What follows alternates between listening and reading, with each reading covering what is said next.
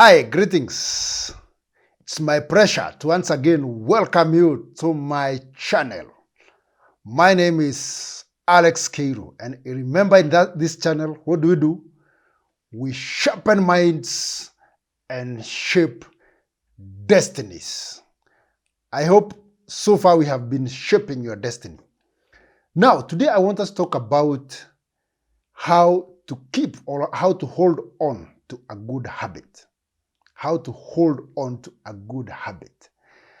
But before we proceed, I request you, if you have not subscribed to this channel, press that subscription button. Press that bell button.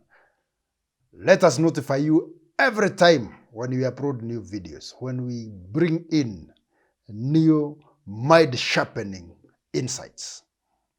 So how to keep on or how to hold on to a good habit. Keeping a good habit or holding on to a good habit is more of a choice and intentional than it is accidental. It is very important and it is very possible to start a good habit like exercising, watching your diet, meditating, minding about others, doing the right thing all the time. But it is very hard to keep yourself motivated all the way up to the end.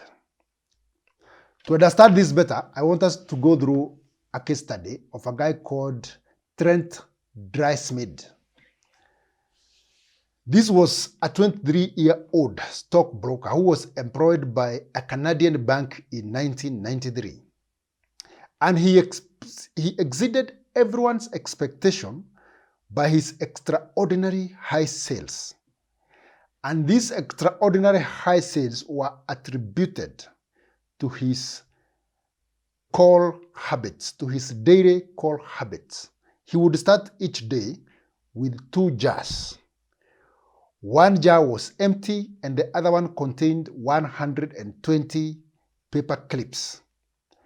And every day, without fail, he would make targeted sales calls, removing a clip to the empty jar for every call until he moved all 120 paper clips. By month 8, he was bringing in sales in excess of 5 million US dollars. And by the age of 24, he was making or he was earning in excess of 75,000 US dollars annually, which is quite a significant amount by today's exchange rate. So what was the trick in this case study? What Drysmith did is simple. He just tracked his activities by moving the clips to the empty bar from clip 1 up to the 120 clips, which represented the number of targeted calls he made. He was tracking his activities. He was tracking his progress. And that was the mechanism or the system that ensured his daily goal was achieved. So you too can track your progress, and mostly in the habits that you want to keep and the habits that you want to drop. And you can do this by using a tool we call activity tracker, or you can use a daily to-do list or even a calendar. And what happens? Every time you choose discipline over indulgence, you tick on the activity tracker. And every time you choose indulgence over discipline, you cross on the activity tracker. Whichever habit you want to drop, or maybe a good habit you want to pick. Let's say you want to stop drinking. Maybe you want to stop eating junk. Maybe you want to start exercising. Maybe you start watching your diet. Every time you are able to overcome that urge to indulge in your junk meal, you tick. Every time you are able to overcome that feeling, the urge to drink, you tick. The urge to smoke, you tick. Every time you are able to motivate yourself and wake up in the morning for that morning jog, for that morning run, you tick. Eventually, if you track your activities consistently without breaking the chain, eventually the ticks will become more visible than the crosses. And what does that mean? It will make you motivated. Nothing motivates like notable improvement and notable progress. Another way you can be able to track your progress, and especially when you are exercising or you want to maybe improve your body shape, is by taking photos occasionally, and especially when you note some improvement in your body shape or maybe you reduce some kgs. You take the first photo the day you decided to start the new habit, the day you decided to start exercising. You take your first photo, then stick it on your wall. Maybe after 1 month of consistent exercising and of noting some changes in your body, some improvements, you take another photo and stick it and now compare it to the first photo. Gradually, and as you progress, you will start noticing the improvements, and this will motivate you.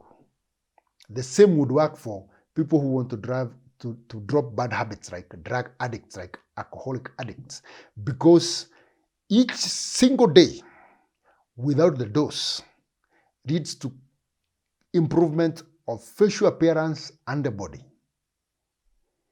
And the transformation in 90 days, the facial appearance and the body appearance transformation in 90 days without the dose might be the greatest motivator this addict will ever experience.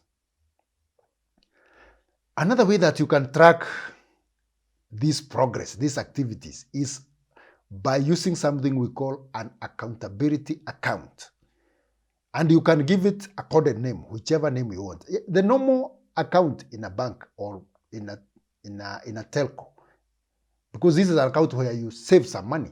And we are saying, let's give it a code name holiday. So you want to stop drinking. So every time you overcome the urge to drink, or every time you feel the urge to drink, move the money from the drinking budget to the holiday account. Move the money from eating out budget to the holiday account.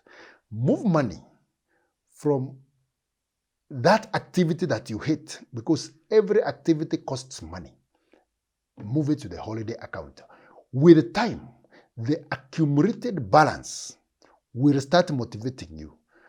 And by the end of the tracking period, let's say it's 1 year, when you go for that holiday, hey, my friend, the feeling will be great, and you will become motivated even to save more. And what does save more means? It means stopping or putting on hold the habit that you want to stop.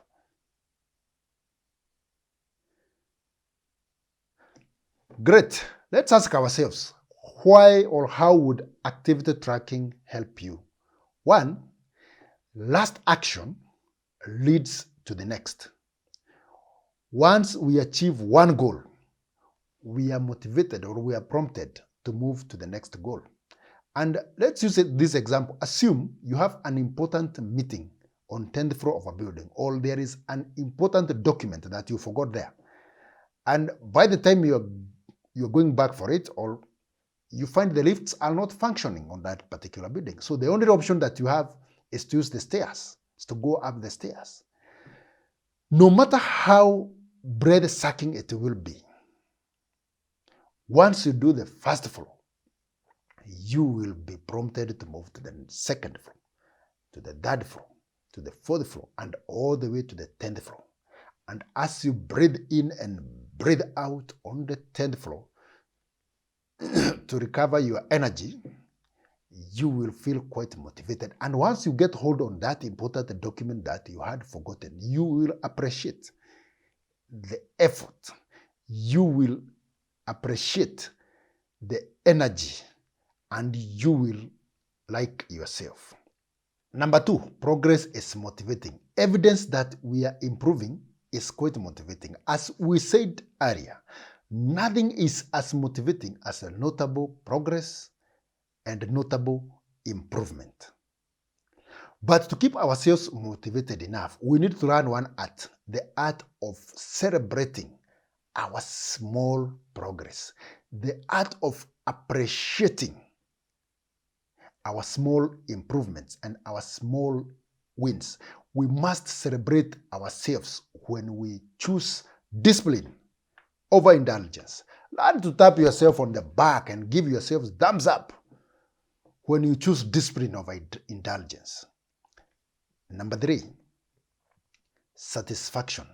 You will always be satisfied when you tick on that activity tracker, when you tick all the sections on your daily to-do list. That is human. It is extremely satisfying to see yourself improving, to see yourself getting better, to see yourself getting good, and to finally find yourself completely transformed the way you had visualized, the way you intended. Great, I think we are doing well. Let's ask ourselves, why is it very hard for us to keep holding on these good habits? And the answer is simple. It's because of the slow pace of transformation, or the slow pace of progress. This slow pace of transformation makes us slide back into the bad habits. For sure, let's face it, if you save some money today, you are still not a millionaire. If you hit the gym 5 days in a row, you are still out of shape. The weighing scale will not tilt to your expectation just because you have watched your diet for 3 or 4 days. Those are the realities. But before I conclude, I want to leave you with a quote of a scholar I like. His name is James Clear. I'm going to paraphrase him a little bit. But this scholar will helps us appreciate the value of small progress, the value of small improvements. And this is what he said. Habits, our daily habits, are the compound interests of our improvement. Just like money multiplies when we compound the interest, the effects of our habits multiply when we repeat them. The effects of our habits might not have much impact in the short run, but the level of impact they create in the long run is enormous.